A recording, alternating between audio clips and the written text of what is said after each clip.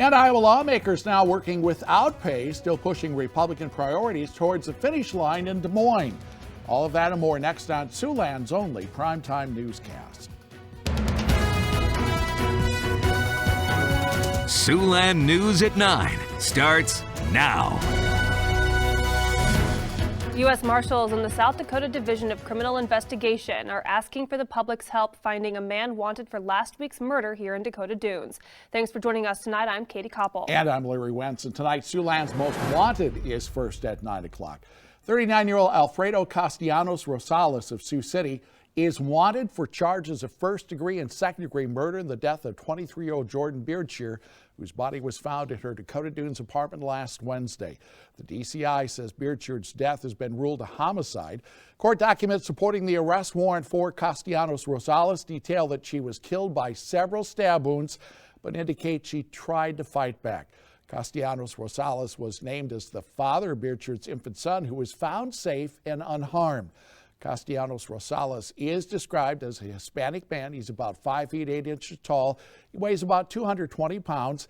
He has black hair and brown eyes. The South Dakota DCI says Castellanos Rosales is considered dangerous and the public should not approach him, but contact law enforcement immediately.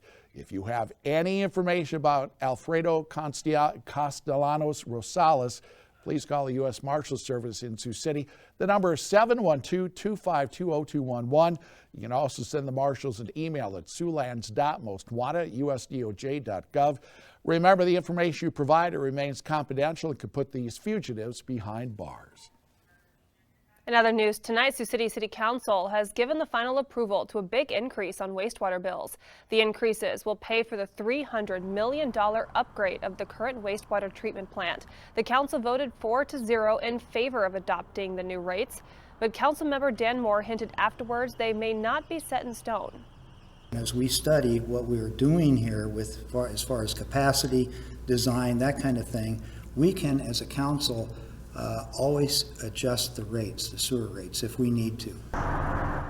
The new rates adopted tonight will see a 20% rate hike July 1st for residential customers, a 5% rate hike for commercial customers, plus a 25% rate hike January 1st. Moore adds the design of the wastewater plant project will take at least a year. The new rates will go into effect July 1st. Siouxlanders came to say farewell tonight to a longtime educator and local activist following her death last week. Flora Lee died Thursday after years of service as an educator, school board member, and civil rights activist. Tonight, community members gathered for a vigil to celebrate her life outside the Martin Luther King Jr. Transportation Center at the Celebrating Community bus that is named in her honor. She impacted so many lives that we just felt like it was necessary, and we're all just reeling from her passing that we just felt like we wanted to get together. Others at the vigil described Lee as a positive force for change in Siouxland. It says that she leaves a hole that will be impossible to fill. She made change wherever she went with love and kindness, and also sometimes a kick in the tail. Flora was one of those people that absolutely cannot be replaced, and it is a huge loss for the Siouxland community. Now, a visitation for Flora Lee will take place tomorrow from 4 until 7 p.m. at Meyer Brothers Colonial Chapel. Her funeral is at 1 p.m. Wednesday at the Sioux City Orpheum Theater. The Winnebago Tribe of Nebraska is celebrating a federal judge's ruling that tobacco sales on its reservation are not subject to state regulations. The tribe had sued the state of Nebraska and several officials in 2018.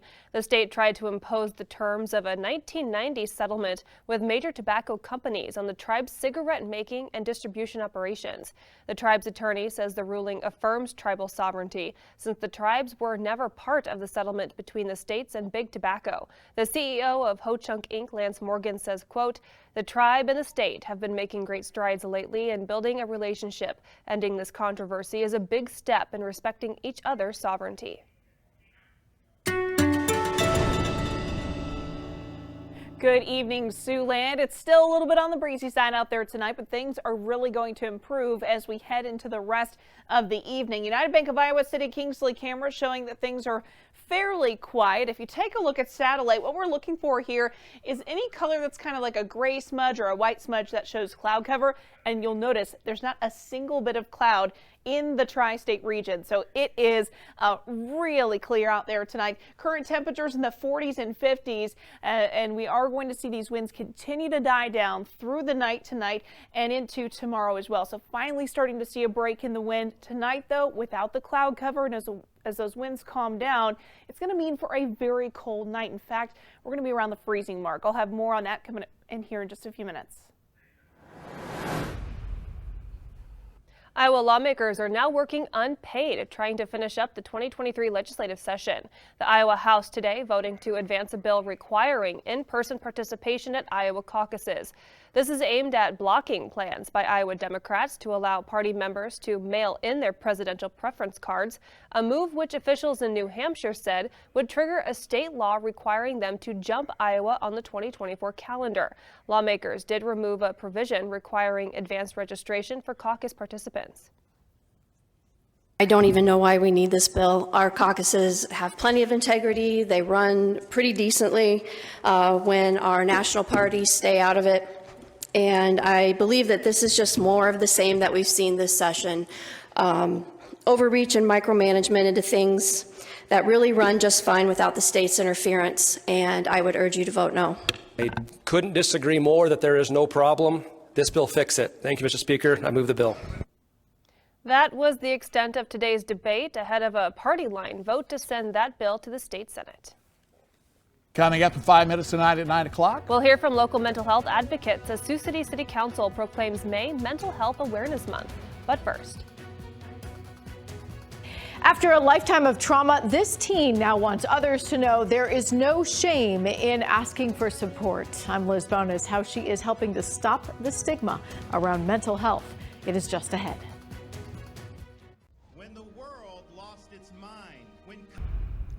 May is Mental Health Awareness Month. According to a new CDC report, young people, especially teenage girls, are experiencing record high levels of violence, sadness, and suicide risk. Sinclair medical reporter Liz Bonas shares why many say this gives new urgency to stopping the stigma when it comes to getting help. Hey there, everybody. After a lifetime of trauma, Samaya Cullinan said that she finally had the courage to tell someone she was in crisis. Now she wants others to know there is no shame in asking for support. My whole world changed. I just opened up. It is hard to believe that this now thriving 18-year-old had days so dark the past 2 years she could barely get out of bed. I was depressed with no motivation for anything and suicidal. Samaya had recently moved from California to Ohio in hopes of escaping an abusive home life. But by the time she got to Pamela Bowers, an outpatient therapist at Ohio's Central Clinic Behavioral Health, she admitted she still didn't feel safe at home. And I know a lot of people like to dismiss feelings, but feelings are key. Bowers became an advocate for Samaya. Together, they made the decision to have Samaya step away from her biological family and go into foster care. It completely changed Samaya's life. I used to suffer from really bad nightmares from PTSD, and my fear of being around men, she's helped me. Samaya says she's now so much better that along with Bowers, her mission is to stop the stigma around reaching out for mental health help so other teens don't wait. Find someone that you can really talk to. Bowers told me the only way to make seeking mental health care as normal as physical health care is to do a couple of things. The first is to put counselors in pediatricians and primary care doctors' offices. Several care centers have now started to do this, including here at Ohio's TriHealth. There is so much research to support that embedding behavioral health consultants in a primary care setting reduces stigma because patients are just going into their doctor's office. They're not going into a separate mental health facility.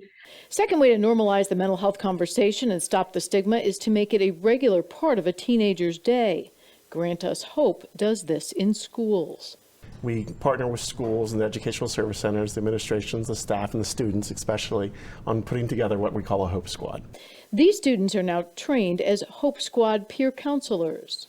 And we have QR codes set up around the school so people can scan them and they can either request someone specific to talk to or just get randomly someone. Finally, Bowers says to stop the stigma around mental health help, advocates need to teach others to be advocates. My goal for college and for when I am older is to advocate for women who are victims of violent crimes, and that I have a bright future ahead of me and that my past doesn't define me. Samaya told me she is now comfortable sharing she is a survivor of abuse, putting her face on this story, also helping to stop the stigma. I'm medical reporter Liz Bonus. Now back to you. We do have links to grant us hope inside the digital version of this story if you're interested in the Hope Squad. We also want to remind you that the new mental health hotline 988 is also available 24/7 for anyone in crisis. The Sioux City City Council made several proclamations tonight to recognize numerous good causes during the month of May. Mayor Pro Tem Dan Moore recognized May as Murdered and Missing Indigenous Women's Month, Foster Family Awareness Month, and Mental Health Awareness Month. The City of Sioux City proclaiming May as Mental Health Awareness Month, it just helps us break down those barriers with the stigma of mental health, that people can get help, it's okay to not be okay, and that we have a lot of services here in Sioux City for them. Just remember, you never know who's struggling, you never know what somebody's going through, and if someone needs help, you can always point them in the direction of one of our many mental health providers here in Sioux City. Mental Health Awareness Day will be May 8th. People are encouraged to wear green on that day. Our upper level pattern is presenting in what we call an omega block. I'll explain what that means for your forecast next. Weather Window, presented by the National Weather Desk. Up to 6 inches of rainfall and powerful winds in parts of Maine led to flooding, along with downed trees and power lines. Storms that rolled through the Carolinas on Sunday brought heavy rain, wind, and hail along I-95. Green Bay today saw its first accumulating snow in the month of May in 13 years, and here's a great shot of a meteor streaking through Alabama's early morning sky. For more content like this, follow the National Weather Desk on Twitter. Home shopping with Chief Meteorologist Kat Taylor. Please tell me we have a break in the wind this week, because I swear when I stepped outside this weekend, I was literally blown away. Yes. Literally blown away. Thankfully, yes, there's a break. Tomorrow, though, is kind of that transition day where it's still going to be fairly breezy to windy, but things will improve after tomorrow. So Hut Discount Store City of Ottawa cameras showing a crystal clear blue sky out there this evening. Current temperatures ranging from the mid 40s to the mid 50s. We're sitting at 53 degrees right now in Sioux City. The wind gusts have been calming down drastically from where they were earlier today. We did have a north-northwest wind gusting to 47 to 50 miles an hour earlier today. That thankfully is calming down. Now tomorrow we do have kind of a resurgence into the winds again. This could be a fire weather issue for tomorrow as things are going to get pretty dry, but the wind gusts aren't 47 to 50 miles an hour. So 30 to maybe 35 miles an hour wind gusts tomorrow, and that's going to be kind of the end of it. The last gasp before this thing gets out of here. Now, the big key here is this big low pressure system. This has really been the wind maker, and that's going to slowly drift off to the east, allowing our winds to kind of die off. But we have another low pressure system on the coast there, and in between these two big low pressure systems, it's creating a block in our weather, kind of a holding pattern. And with this block, we call it an omega block because it looks like the Greek letter omega. And this is where we see a ridge build up over the central United States. For us, that means very stagnant weather. Notice, though, we're kind of on the edge of this block, which means we could see actually a couple storm chances as we head over the next few days, and it'll keep temperatures at least on the comfortable side. We're farther to the south in south central United States are going to get pretty hot over the next couple days, and it looks like we'll start to see this omega block start to wash out a little bit as we start next week. So we have roughly a week of stagnant weather. Now, with this chance for this kind of stagnant weather I'm talking about is these kind of heat of the day thunderstorms. So possible on Thursday. I would say our best chance for rain is going to come in on Friday, and then we have another chance for very isolated thunderstorms on Saturday and Sunday, where we could possibly see maybe a severe thunderstorm or two before this thing kicks out and things start to dry up into Monday. So for tonight, 32 degrees. So that's around freezing. If you live north of Highway 20, probably going to get below freezing. Maybe you want to cover your sensitive plants just in case. Tomorrow we have a daytime high of 66. Lots of sunshine. It's going to be breezy, not as bad, But with how dry we are and how high those winds are, even though they're not as bad, it's still a fire weather issue. So make sure you're refraining from burning until the wind calms down on Wednesday. Notice sunny and calm and 75. You can't get a more perfect day than that. And there are chances for some storms here and there. It's not a lot of guaranteed water, but at least it's something. And temperatures really look like it's open window weather out there this week. Boy, we've been waiting for that for a while. Yes. All right, thanks, Kat. Coming up at 4 minutes to 9 at 9. The latest on a massive deadly pileup on an Illinois interstate that happened during a massive dust storm. But first. Just what exactly is the woke mind virus? I'm Christine Frizzell with why some say it's spreading fast and is now the #1 threat to our democracy. Allowing free speech that a person likes is easy, but when it comes to words or information seen as harmful, there's growing movement in this country to shut it down. As Sinclair National correspondent Christine Frizzell explains, it's a movement that now has a name, the woke mind virus. It's uncomfortable to say that for many people here, your work has caused harm. A federal appeals court judge, Stuart Kyle Duncan, shouted down by students and staff at Stanford University Law School. You've invited me to speak here, and I'm being heckled nonstop. A few weeks later at SUNY Albany, conservative columnist Ian Haworth was escorted by police to another floor to be able to deliver his remarks on the merits of free speech. A lot of these colleges are afraid of these students, and so it's much easier to placate them. The prevalence of these incidents is on the rise. Those protesting say they're standing up to speakers they see as spreading hate or discriminatory ideas. But critics call it blatant speech suppression and censorship and see it as detrimental to society. There's even a name for it, the woke mind virus. I think we need to be very cautious about anything that is anti-meritocratic and anything that is that results in the suppression of free speech.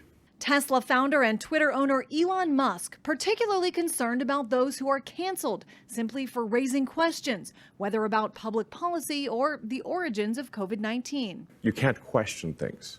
Even the questioning is bad.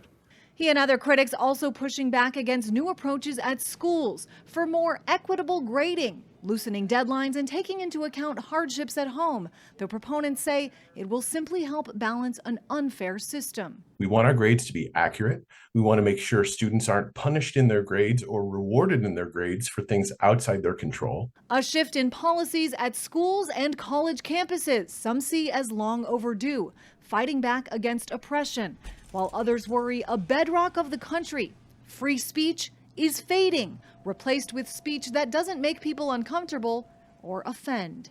I'm Christine Frizzell reporting. Illinois police confirm at least 6 people died during a pileup on Interstate 55 south of Springfield. An unusual dust storm from newly plowed fields and high winds caused zero visibility. More than 30 people have been transported to the hospital with injuries ranging from minor to life-threatening. The patients range in age from 2 to 80. Up to 60 cars were involved. About 30 commercial vehicles were involved as well, and 2 semis caught fire. The pollen count is high for tree pollen, low for weeds, but we do have some water for those plants coming up in your forecast next.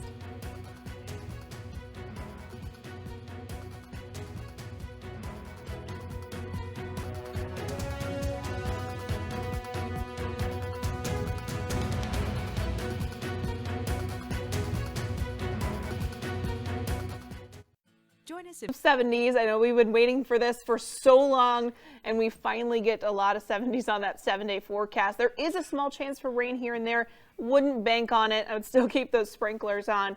But at least we're going to get some nice outdoor weather or open window weather here over the next 7 days. The warmest days of the week on Thursday and Sunday. All right, thanks, Kat. Finally tonight, more than a dozen horses will race for the Roses this Saturday at Churchill Downs for the Kentucky Derby. But in Louisville, Kentucky, thousands of rubber ducks tumbled into the Ohio River this past Saturday for the Kentucky Derby. This year, 50,000 ducks were dropped into the river and raced for the chance to win huge prizes like a 2023 Toyota Corolla. All the proceeds from the Kentucky Derby go to provide resources and programs at a local non-profit. Do they wear the hats? For this one? I think Doesn't so. look like it. You know, they used to do that kind of here in the river for a long time. Let's do it. Yeah. I mean, why not? Yeah, not a lot of fun. It's a lot of rubber ducks. Have a good night.